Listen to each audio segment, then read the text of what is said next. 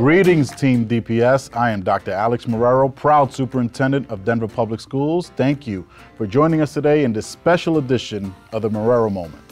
Today, our guest is Dr. Simone Wright, Associate Chief of Academics for Denver Public Schools. Welcome, Dr. Wright. Hello. Let's start with that question. What's an Associate Chief of Academics? Whew, great question. So I work with two other amazing women who are essentially charged with developing academic strategy with aligned supports to be able to give to our leaders and our teachers to ensure that our DPS students actually do thrive. We live more in the space of curriculum, pedagogy. We also do a lot of work in terms of getting students prepared for college, thinking about the environment that students exist in. We develop all of the strategy and all of the thinking around that work, develop the supports, train the leaders, and see how it's going so we can make it better. Yeah. I have a saying. I'm going to ask you to do it with me. Teaching and learning.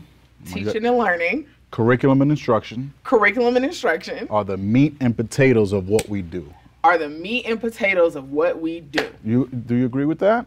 Absolutely. That is our core business. Curriculum and instruction, teaching and learning, meat and potatoes. And you are highly skilled, well educated. I'm going to shout out your institution because I'll get in trouble because, you know, they kind of know me in Cambridge, but they know you there. They do. All right. Harvard graduate, yes. PhD, well versed in everything that is academia, but also the meat and potatoes of what we do. You could have been anywhere. Why DPS? Yeah, so I'm just going to start with what brings me to education. Like, for me, education is how do I create opportunities and build the capacity for students that look like me to be successful and be positioned to write their success narrative. So, you know, last year I was with the New York City Department of Education working with their chief academic officer. And as I was seeking other opportunities outside of New York, it was really important to me to be able to do this work in a space where there was opportunity to move the needle for students who have been historically underserved. So our Black students, our brown students, our multilingual learners, our students with disabilities. So I would say that's part A. But as I was engaging with DPS, really talking to Dr. Smith, talking to Cesar, the thing that really sealed the deal for me as it pertained to DPS was this commitment to really examine our processes and our structures that were essentially getting in the way of doing good work for our most vulnerable students. And you know, one of my reflections in New York was we really have to do this work differently. And I heard this desire from them to do the work differently. And I felt as if I would be joining a team that was just really, really committed to shifting the narrative for our most vulnerable students. So I would say a culmination of who DPS serves and this commitment from leadership to really get better outcomes for kids. Yeah, well, thank you for that. Definitely a huge why. Excited to hear that. Feel validated in terms of our reorganization and where we need to go in terms of disrupting the system. But it was a journey, though. For those who are listening and possibly want to engage with us at whatever level, walk us through that journey because you came from New York. That's unheard of. No one comes from New York to come. Yeah. So I'm going to start my journey kind of closer to where we are now. Sure. So last year I worked in New York City. I was a special advisor to the chief academic officer. I was leading the work around how do we develop curriculum that is culturally responsive. I think for me, it's important for me to name that is where I seal the deal for myself.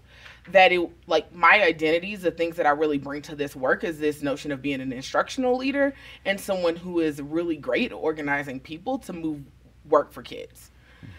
Mm-hmm. Before going to New York, as you already named, I was at Harvard, and while at Harvard, I had the opportunity to work alongside the superintendent in Lawrence Public Schools. Okay. where I was a superintendent fellow along under the leadership of Superintendent Cynthia Paris.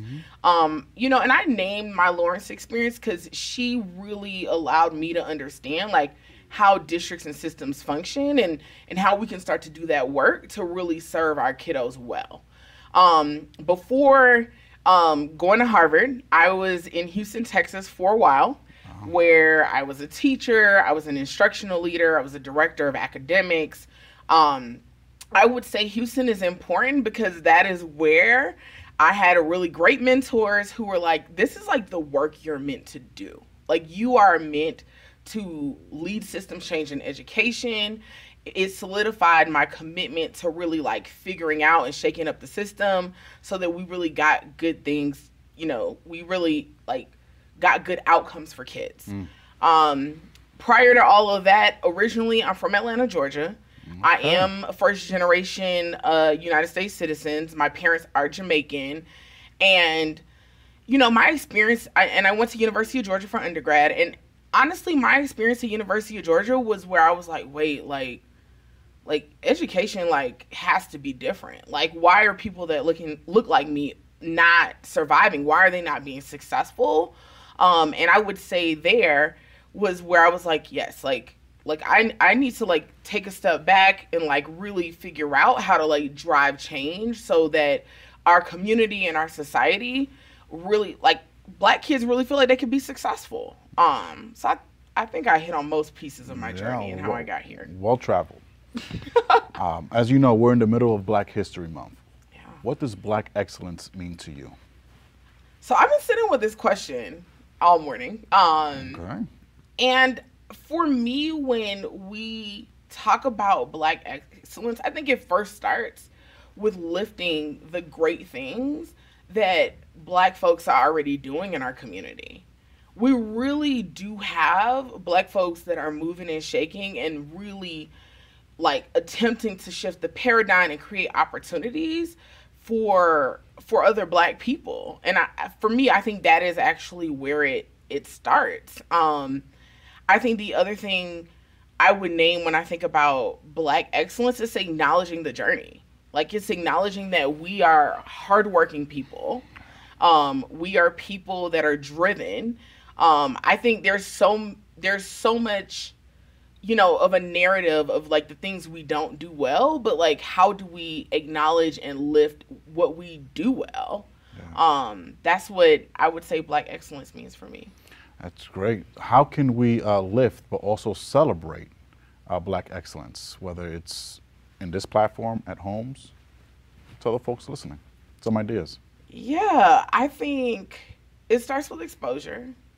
I think as a culture, we are ingrained to not look at what's happening in our Black community, right? Like I think we have to be intentional about it. Like I moved to Denver in July and I find myself like Googling what essentially like what's happening in the Black community in Denver, right? And in being here, and I think part of this is, you know, also being at DPS, I have been afforded the opportunity to see our young Black men do things like Botillion, right? And I remember I went to Botillion, I came back to work and I said, Dr. Smith, like, this is amazing. Like, do people understand that this is happening in our community, right? But I think we have to seek it out. Yeah. Like, we haven't been conditioned to seek out where things are going well for Black people, and those things are happening right here in Denver, but it's not something we are looking for. Awesome. Great suggestions. And I'm wondering now, I'm reflecting on how we can put the spotlight on what's happening in our system, in our ecosystem. Yeah. Right? Maybe it's a call to order for DPS. Well, Dr. Wright, we appreciate you joining us for this segment of the Marrero Moment. Our Associate Chief of Academics, Dr. Simone Wright, everyone, by ways of Houston, Atlanta, New York, but most importantly, serving those of you supporting us in Denver Public Schools. I want to officially thank you for joining us. Thank you for having me. All right, and we're going to do the Cambridge salute. Is that what that is? This is fancy. You're fancy, Doctor, okay. Right? Don't pretend like you're not fancy.